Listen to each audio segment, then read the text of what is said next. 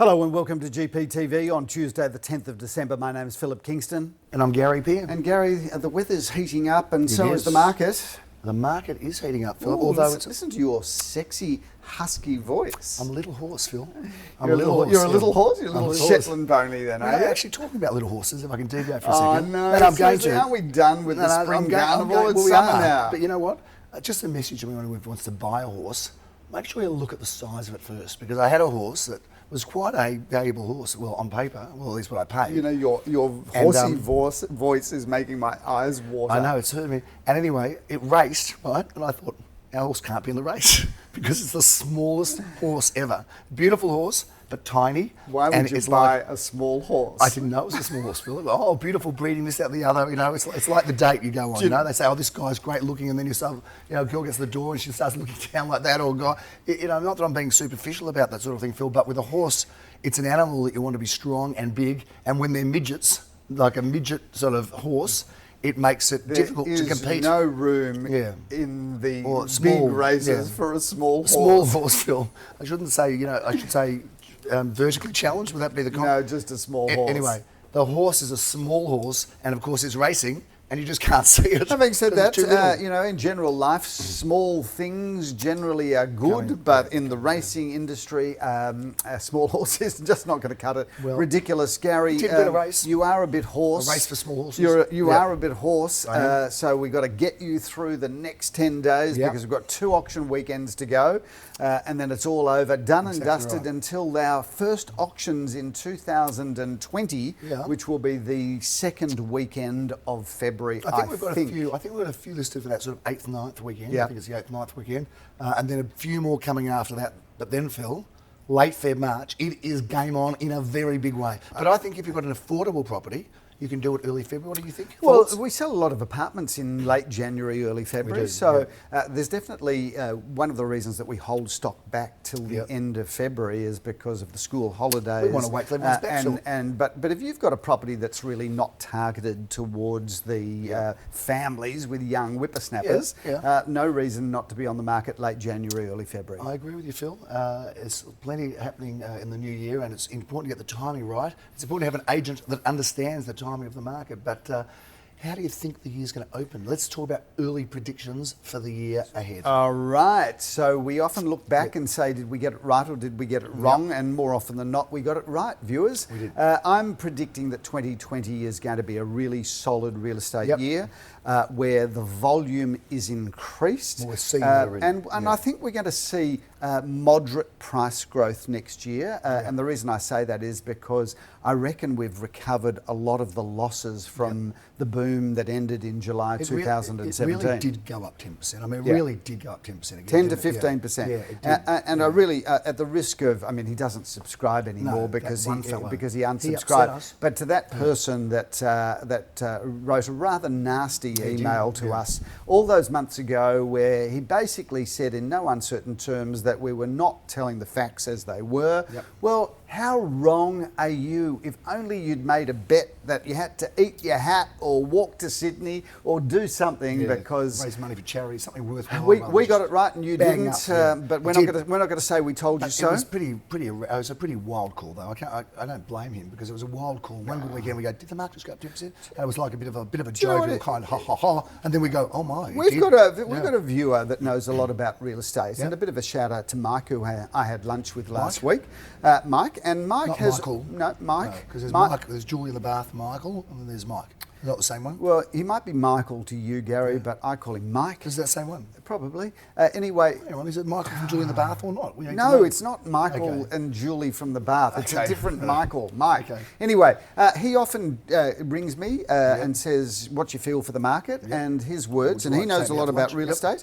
His words are, we've got our finger on the pulse, and we've always been a good predictor of what's going to happen. Shout out to you, Mike, and thank you for your support over the years. Who paid for lunch? I paid for lunch. Personally or through the company? Through the company. Hope you enjoyed it, Mike. But anyway, my prediction is that because the prices have already bounced significantly. Was it an expensive lunch? And because we've got back to where we were in July, August, September of 2017, it wasn't flower drum, was it? I'm expecting price growth next year, Gary, but I'm not expecting a 10% plus. But I reckon we could easily see 5 to 10% over 2020. But I think, Phillip, for real estate agents, I think it's going to be, and I know this is now a very selfish part of the show. Yes. But for real estate agents, I think it's going to be a good year because there's going to be frenetic trading activity in the first part. Well, of the year. I tell you, viewers, if you want to tap into the mood of real estate agents, there is a really interesting barometer, which is the Sanctuary Cove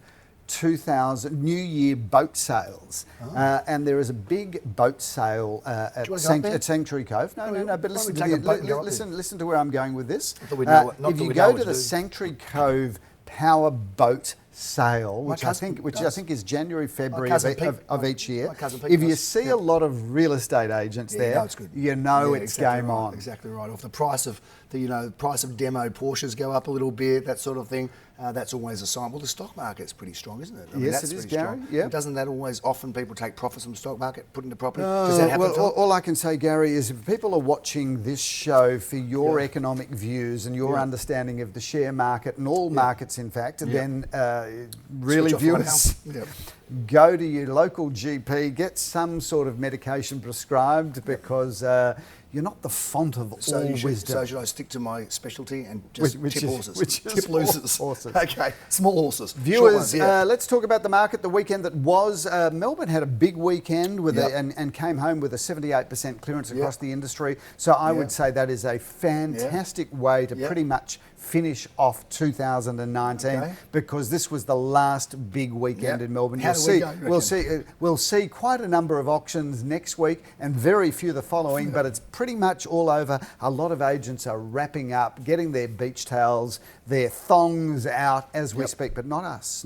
We've got 2 weekends to go, Gary. And our weekend was not our most glamorous one, Phillip. Let's just put it out there. So, viewers, you'll always understand, of course, when you don't see the towers on this show, you pretty much know we haven't had a great weekend. We report 100% of weekends where we do better than the industry. Let's put it that way. We report 100% of those. We report 100% of the results that we want to report. Yeah, exactly right. Well, we're not quite that bad, but it wasn't a great weekend for some reason. There was a few things that just didn't sell, but they're going to, Phil. I'm not worried about it. Neither am I. But because there's some great listings, there's some great opportunity. I mean, I look at something like Wave Street that didn't sell. Yes. I see great value there in just in that very low twos. I agree with you. That's a great buy. There's some good opportunity. So I actually think there's a lot of upside for some of those properties we didn't sell. If you're a buyer looking for value, call us. Well, our team will sell you something. Our team will be hitting the phones very hard this week as we keep the momentum up right up until Christmas Day, essentially, Gary, where the world does still stop. And you know what? We've sold properties on Christmas Day, Phil. We have, and Gary. hey, Phil, we've sold on New Year's Eve. And hey, Phil, we've sold on Boxing Day, haven't we? But the Boxing Day sales. Yeah, we have. We've had those Boxing Day sales. So we are still here. That's the benefit of here's, a large company. Here's the thing, viewers, and this might put off a few of the people that are watching this show thinking about getting into real estate. To put anyone no, off. But I'm thinking that, viewers, this is a 24/7, 365-day business. We never close. Well, we don't really close. While technically we close the office from Christmas Day, I think, until early New Year. Our mobile phones are on all of the portals. So if you go to realestate.com, domain.com, you'll get only real estate agents' mobile phones. So you can call me anytime. You can call me any time of the day and night. He'll fly and if back I'm doing something, I'll fly back from Whistler to do a deal for you, or wherever. I would not fly back from Whistler. I would not fly back from Whistler because I won't be there this year. Is that right? No, won't be skiing this year, Gary. Really? Yep. But you're such a good skier. And I'm not sure that I'm a good skier. My wife's a very good skier. My boys are good skiers. I'm more of a social skier. I don't know. You had a bit of fun shoving me over those moguls and looking at me fall with my face in the snow more than once. Let's talk about some of the results from the weekend. Ward Street, Cheltenham. We love Cheltenham, Phillip. Do you know what's been interesting since we opened our Carnegie, Murrumbeena, Bentleigh area, plus St Kilda? The Bayside, Phillip. The Bayside. We've started to sell a lot in Mentone and Cheltenham. And if you'd asked me 10 years ago, would we have had a presence down there, the answer would have been clearly no. But now, literally a month wouldn't go past where we're not having an auction. And shout out to Leo Samuel and his team, because first of all, it was an incredible property, just magnificent. And secondly, what a great job he did in selling well over the reserve price for the vendors, who are just the most delightful people. Which interesting. And we say this to our sales team all the time. Did you do that auction? I didn't. Leor did it because Leor got this listing in Cheltenham because he met these people at a one-bedroom apartment open for inspection, developed a relationship. They sold a one-bedroom apartment with him, and then he moved up the food chain with these people. Inspiring for other agents who watch the show, Phil. I think so. Well, it's inspiring for our team because you just know that wherever you go, there is opportunities for business. It's just a matter of how enthusiastic and energised you are, which is pretty much me and you. It is, Phil. 365. And I love saying 24/7, 247, 365. We just don't burn out, do we? I'm going to put that on my business card. Director, 24. What it was? 24/7, 365. 24/7 real estate. Yeah. There isn't such a company yet. Get Good- my name off the door. I'm sick of taking the heat for everybody's stupid acts, including yours. I got to tell you, let's change one of my better moves was not getting my license till well past our name was brand. Exactly because right. I can just, anybody that ever is upset with me, I just listen to speak to the boss. Exactly right. All of a sudden, look, speak to Gary Piano. He's the one. He's in charge. Yeah, thanks for that. As soon as he got his license, I said, look, we can change it to Pierre Kingston. He goes, no, I'm just fine, thanks. It's all good. Thanks very much, all good. Yeah, good on you, thanks. Phillip, 12B Ward did sell very competitively for $1,425,000.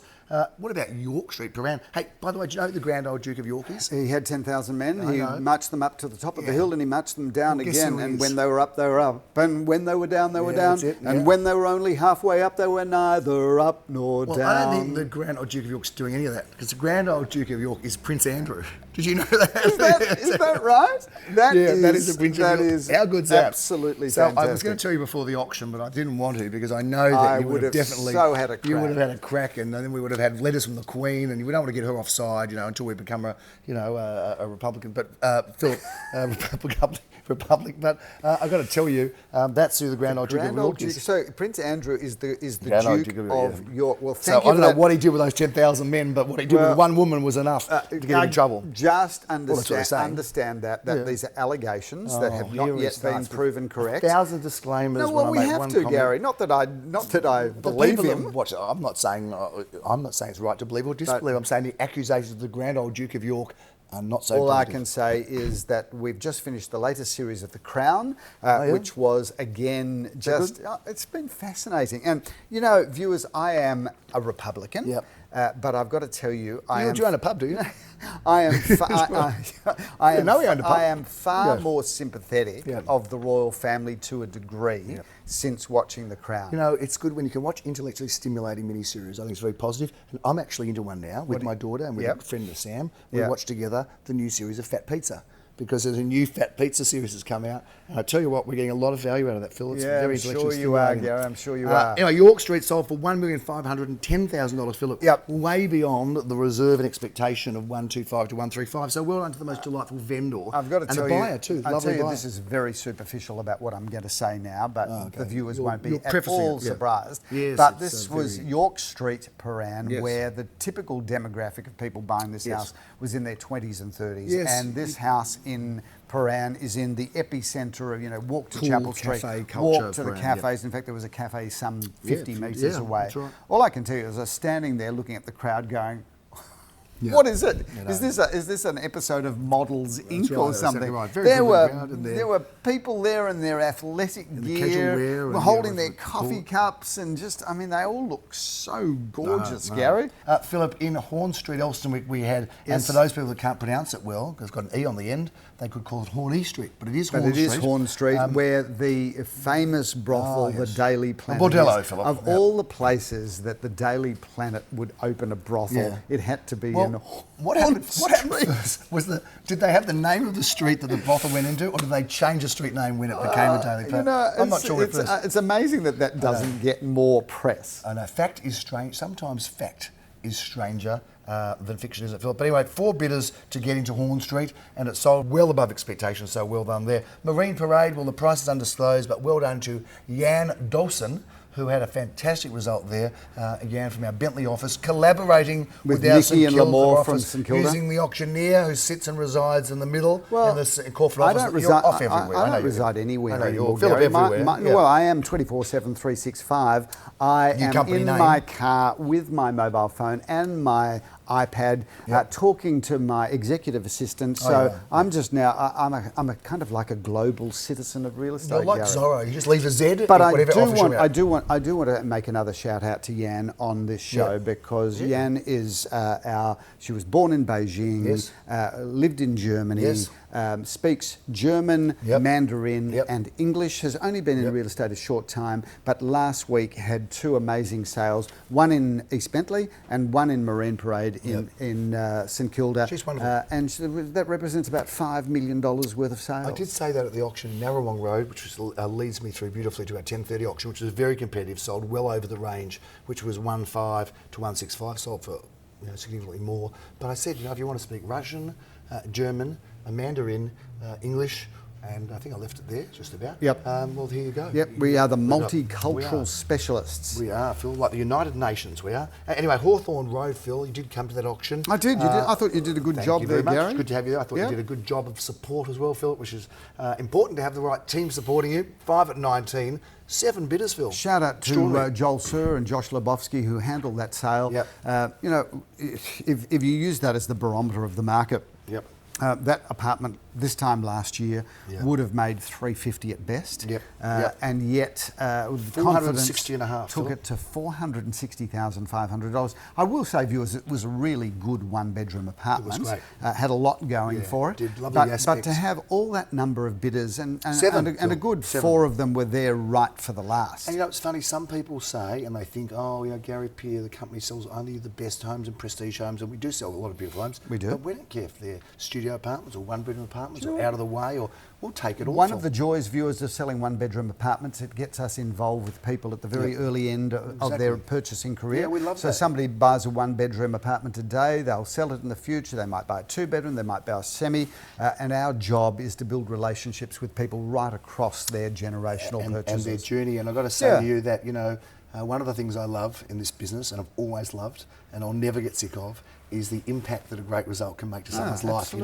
Here was a lady who was, about to, pregnant, having a child soon.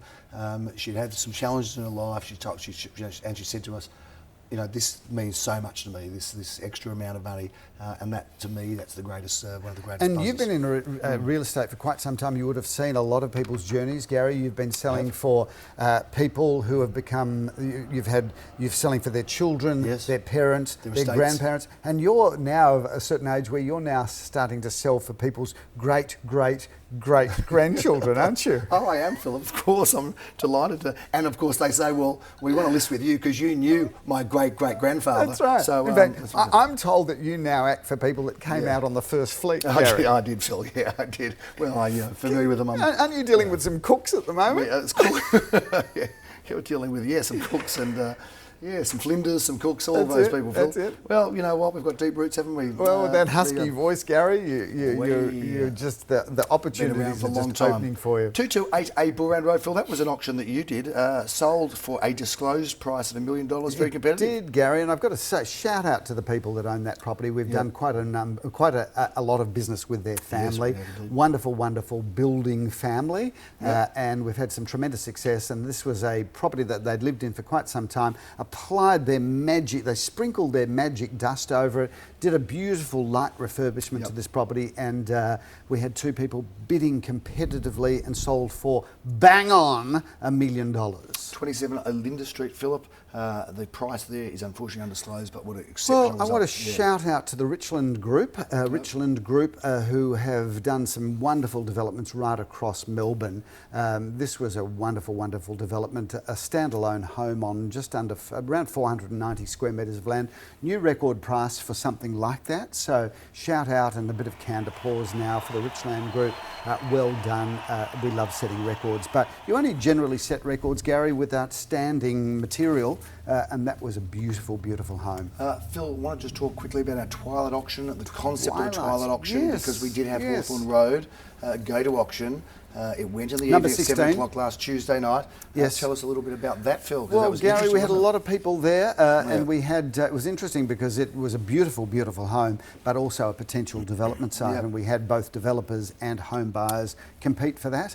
We put it on the market. Is the price disclosed? I think it's undisclosed. Okay, we're not going to talk about the price, but we did sell it well in excess of the reserve. Okay. Congratulations to the people that bought it because they've got some serious understanding of what they're going to do. But I love Twilight auctions. So do I, and for some people, you know, they're a bit fearful because it's away from the tradition, but we had one in Turak Road that Leor did. Yes. Went very well in an apartment.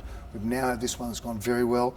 So if you want to stand apart from the crowd, have something different, interesting scenario and story there, Philip, because the vendor had an offer, thought that they might consider it. Delightful vendor going back to live in the United States. Yes.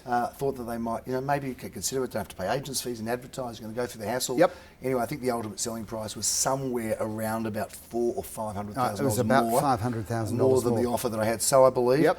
So a good reason to use a real estate agent, a competent one, because Absolutely. they got a good return on that investment. Do you know any competent real estate No, agents, if Gary? I find out one, I'll let the viewers know, Phil. Let's move through. But I do want to just say, one of the joys of Twilight auctions is that you'll be one of one that evening, That's right. or maybe one of two somewhere. If that, and we're starting to see more and more of this take place, particularly over the busy springtime, summer time. And if you think about it, with daylight saving, you can hold an auction at 7 o'clock in the evening and it's completely sunny. So we do recommend them. In fact, I put my money where my mouth is because I did auction a property. You auctioned it for me. But I had a property in Caulfield once, which I did on a Twilight. I did it at a Twilight auction. It was very successful. It was. So it's a long time ago. if your property's going to be, is not going to sell at auction, it's not going to be because it was on a Tuesday or a Thursday night. Or Wednesday night. So ultimately, Centre you stage, Phil. you are on your own, and Centre there's a stage. good feeling. And there's nothing competing with you, as you rightly say. Phil, this weekend we've got 13 auctions over 8 suburbs. We Let's review do, them Gary. quickly. I may well put my glasses on just so I can drill down into this. That's a good idea, Phil. I love this address of the first auction, Gary. Oh, it's a Bute address, isn't it, Phil? It is. And I'm You excited Bute. about it. Bute This is stretch, a you know. wonderful apartment, 1 bedroom, 1 bathroom, 1 car space. David Thompson. In neat order throughout. Great first home buy or a lovely little investment into the portfolio. David Thompson, auctioneer and agent handling it. Phillip Hill Street. We're not going to have the blues there because we love that address. No, and that's a beautiful home. That is 2 bedrooms, 2 bathrooms, and a lock-up garage over 2 levels. It's got everything that you want and more. And hey, Phil, that's my last auction for the year. That's it. Wow. That's it. I'll just be wandering around in a comatose state till February after that. You will be. We've got only one auction at 11:30 in the my original first auction block, Phil, that I ever did one in. Shout out to the Ruglands for giving Gary his first auction. I'm sure they watched the show anymore. 3 bedrooms, 1 bathroom, 1 car space. Great property, and we love St Hubert's. What a great location because you're walking distance to shops and public transport. Anything to do with royalty we love right now. We do, Gary. We've got, count them, 4 auctions at 12:30, Philip. We're going to be in Bamborough Road. Leor Samuel, who's doing this one. 3 bedrooms, 2 bathrooms, a really good opportunity to get into that marketplace, and plenty of off-street car parking. We love Bamborough Road. We've had so much success on Bamborough Road. Well, you love it so much, Philip. You're actually going to be the auctioneer for that. I got it wrong. And Mark Kirkham's handling. We have 3 apartments in Elliott Avenue, Philip, in this spectacular block. Leor Samuel is auctioning one after the other. We're very excited Gary, about it. a beautiful building and a great address. Once again, part of the Carnegie Groove. Walk to all of the wonderful cafes in Koonang Road. Walk to the train station. That's just a pumping area. Elliott Avenue is a great address. It sure is. And we've got a choice of apartments there, Gary. Phil, I was watching Jukebox Saturday night, which is a fantastic show. It's a local show.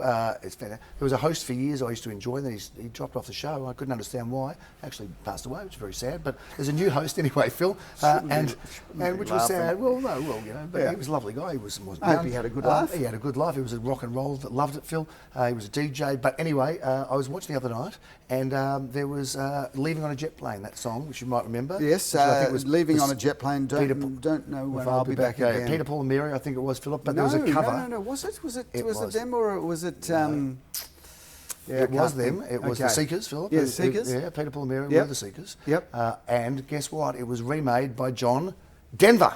And we have an that's who auction. I was looking for. Yeah, That's John right. Denver. So it was, he remade it. He did. It wasn't his Okay. original song, Phil. Didn't he have a tragic ending, John Denver? He did. He was in a plane, and it just see you later. What is The it planes about have not been good. What is I it know. about musicians Yeah, I know. and planes that so many have died? Shirley in Strawn, planes? the late great Shirley Strawn, decided to go up in a helicopter. I think he was having a bit of a chuff and didn't see that tree. That was the end of him. It was also sad. No, but so Loved many, Shirley. so many famous musicians have died in planes. Yeah, you don't I hear a know lot what of it plane is. crashes otherwise, do you? Yeah, I know. You wouldn't if you got on a plane and you sat down next to somebody. Yeah, and and you they got a just guitar there, started having a chat, and what do you do? And they say, "I'm a musician." Get the hell off the that plane. quickly, yeah. In fact, it should be mandatory. You know how you always come on last onto the plane, and then stand there and go, "Excuse me, are there any musicians on this plane?" And if you see a drum or anything, a cymbal, or castanets, exactly, the clackers, or if you see anything at all, a guitar, violin, just get off that plane straight away. They're bad, Phil. You're right. Good pickup. Anyway, Denver Crescent. Now we finally got there. Denver Crescent, Elsternwick. It's getting late in the year. Was that whole last 2 minutes just to the segue to Denver Crescent? There, what a great home. We've got nothing else to do. We do. love Elsternwick. 4 bedrooms, 2.5 bathrooms, a swimming pool, everything that opens and shuts. Just wonderful real estate. Nicky Janover and Lamorhus, Yes. that pocket of Elsternwick, Yeah. they're just doing so well They're there for our smashing clients. it. Yep. Smashing it. Last auction of the day, Leo Samuel brings down the curtain in Edgewood Street, Carnegie, a great address and a beautiful looking home. Oh, Gary, 3 or 4 bedrooms, 2 bathrooms, plenty of off-street car parking. Shout out to all the Carnegie residents and the Murrumbeena residents who were terrified of the Sky Rail. Yep. Now the whole area, I reckon, has come to life as a result of the Sky And Rail. the stations look great too. Yeah, I went to the Murrumbeena stations look great. Murrumbeena Cafes. Station the other day. They had like a piano. People were playing piano. I'm just telling you, chilling out, this Sky enjoying it. Rail, Yep. Dan Andrews, I reckon you did the Sky Rail because it was like the cheaper option and you of thought course it you'd was. just get it through. Yeah, and but then- you were brilliant. You didn't were even know it. brilliant. You Yeah. could get your spin doctors to completely change the whole concept of They why finished talking you about did that it. developer at the moment and the golf course and whatever. Yeah. Well, I was supposed to be playing golf with Dan Andrews. You bought me I did. a game of golf with Dan Andrews. And Dan said at the time, yeah, no okay. worries, I'll play in this. Yeah, I'll play with Gary. And what happened? But then I realised it was at the Commonwealth. Yeah. And they don't take people like you or politicians. Okay, fair enough. Looks like the Commonwealth got out of it. People like you can read into that what you will. The likes of me. Yeah. Phillip, Denver Crescent is your last auction for the year. I'm just going back to say goodbye after that. Yes. You're done on Saturday. Yep, okay. You can sleep in on Sunday if you want to, Phillip, or you can come and see Leo. I don't have an auction on Sunday. You don't have an Go opportunity to figure. sleep in, or you can come at 11:30 to see Leo at Leamington Crescent, Phillip, Yes, Caulfield East. what a great location Leamington Crescent is, and this is 829 square metres of prime land. But make no mistake about it, it's a gorgeous home as well. 4 bedrooms, 2 bathrooms, plenty of off-street car parking. Don't look down, Gary. We've got to look into the camera. Come on, you can do this. Yes, I you can. hold it all together We until the finish end of off the year. well on the planner, Phillip. So Yeah. I'm thinking. I'm in deep You thought. are. 2 at 33. A lot of deep thought goes into the production of GPTV. Yes, it does, Phil. 2 at 33 Elm Grove, Phil. Yep. That is actually Great, Yeah. great location. 2 bedrooms, 1 bathroom, 1 car space. Love that pocket Little of St Samuel. Kilda East or Balaclava. Call it what you will, just call it yours.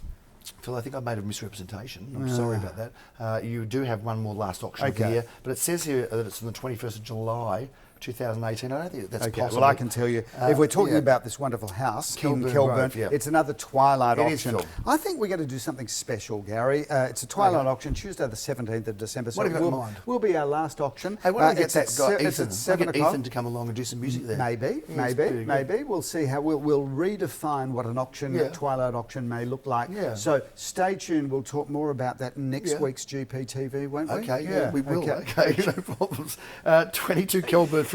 Spectacular home. Looking forward to that It one. is a great home, going and up. Kelburn Grove is a great location, situate just off Alma Road, North Caulfield, FNC. FNC, that's next Tuesday week, Phillip. Yeah. But we will have one more show next Tuesday. I think we're going to give some stuff away next week. You want to Gary. do that? Yeah, I do. Yeah. I'm going to, there's going to be no budget. I'm just going to go out, I'm going to shop for a number of items. I'll worry about and you we're when going you to do run, I think we'll have 5 giveaways Now, next week. on one hand, I love your generosity of spirit. Yep. On the other hand, I don't like paying for it. So I'm not quite sure how that works. But anyway, that's where it's at. Yeah. And If things were free, you'd give them away all the time, wouldn't you? and I'd advocate you doing it even more. But that's a big wrap on GPTV. Our second last episode, the horse episode, the little horse episode, Phillip, we can call it. But that's a big wrap. We'll see you next week.